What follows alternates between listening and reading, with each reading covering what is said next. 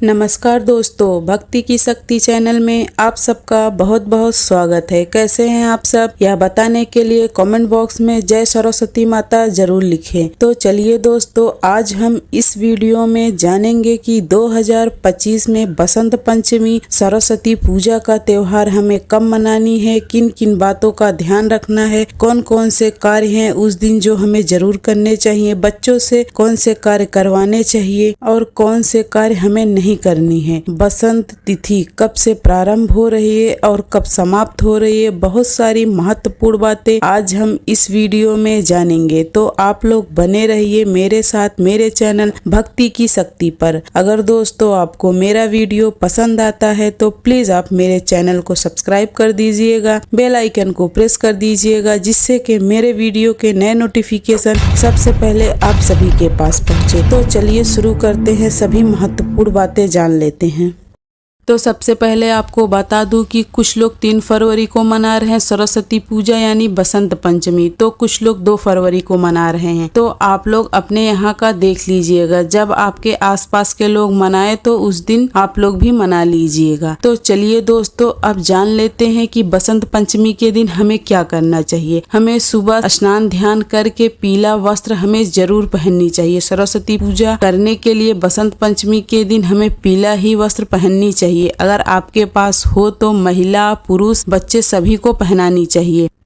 तो आइए अब जान लेते हैं कि मूर्ति हमें किस दिन लेनी है और मूर्ति लेते समय हमें किन किन बातों का ध्यान में रखना है। मान लीजिए कुछ लोग रविवार को नहीं खरीदते हैं मिट्टी की मूर्ति वगैरह, तो आप लोग पहले से ही खरीद लीजिएगा। और अब बता दूं कि आपको मूर्ति लेते समय किन किन बातों का ध्यान में रखना है। बैठी हुई आसन मुद्रा में ही हमें मूर्ति लेनी है, ना कि खड़े मुद्रा में लेनी है, और ना ही बहुत लंबी मूर्ति लेनी है। मतलब आसन माता लगाकर बैठी हो उसी मुद्रा में हमें मूर्ति लेनी चाहिए, ना कि खड़े मुद्रा में लेनी चाहिए, क्योंकि सालों भर देवी देवता खड़े रहते हैं, ये अच्छा नहीं होता है। इसीलिए हमें बैठी हुई मुद्रा में मूर्ति लेनी चाहिए। तो आइए अब जान लेते हैं विसर्जन के बारे में। कुछ लोग 2 या 4 दिन के बाद विसर्जन करते हैं, तो कुछ लोग 1 साल के बाद विसर्जन करते हैं। वैसे तो पूजा पाठ करने के बाद 1 साल तक मूर्ति रखनी चाहिए और अगले साल जैसे पुरानी मूर्ति विसर्जित कर देते हैं, फिर नई मूर्ति सरस्वती जी की लाएंगे। तो देखिए, सरस्वती पूजा बसंत पंचमी का जो दिन है वो अभूज मुहूर्त के नाम से जाना जाता है। इसमें आप किसी भी प्रकार के शुभ मांगलिक कार्य कर सकते हैं। कोई आपको पतरा पतंग दिखाने की जरूरत नहीं है।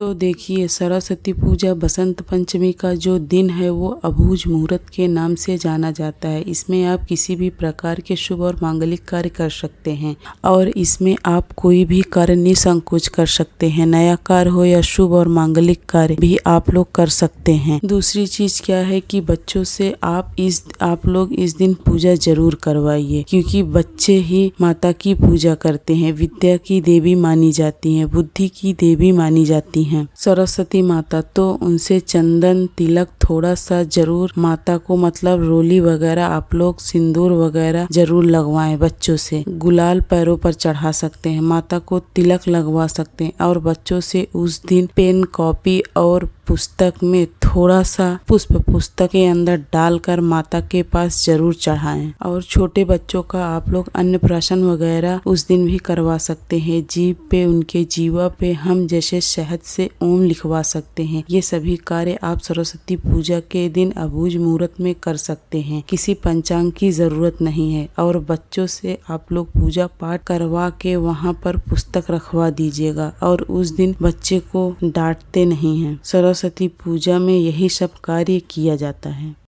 तो दोस्तों आइए अब हम जान लेते हैं कि ये जो व्रत है हम कब मनाते हैं। ये जो व्रत है हम माघ महीने के शुक्ल पक्ष की पंचमी तिथि के दिन हम सरस्वती पूजा यानी बसंत पंचमी का त्योहार मनाते हैं। बसंत पंचमी के दिन हम लड्डू वगैरह, फल फ्रूट्स, ये सब चीजें माता को भोग में लगा सकते हैं। अगर जैसे मिठाई वगैरह आप लोग चढ़ा रहे हैं तो पीली मिठाइयों का भोग अगर माता को लगाए तो वो बहुत अच्छा होता है, क्योंकि सरस्वती माता को पीली चीजें बहुत पसंद है। इसीलिए अगर हो सके तो आप पीली मिठाई और पीले फल का उपयोग ज्यादा करें। हाँ दोस्तों, एक बात आप लोग जरूर ध्यान में रखिएगा, एक चीज जो माता को हमें जरूर भोग में लगानी चाहिए, वो फल क्या है? वो फल है बेर। सरस्वती पूजा में बहुत अधिक महत्व है, तो आप लोग बेर जरूर चढ़ाएं माता को। बेर के बिना माता की पूजा अधूरी मानी जाती है, तो इस दिन हमें बेर जरूर चढ़ानी चाहिए सरस्वती माता को। और हमें पीला आसन पर माता को विराजमान कराना चाहिए। माता को पीली चुनरी भी ओढ़ानी चाहिए और फूल माला भी हम माता को चढ़ाएंगे। धूप, अगरबत्ती, दिया, कलश, चाहे तो आप लोग कलश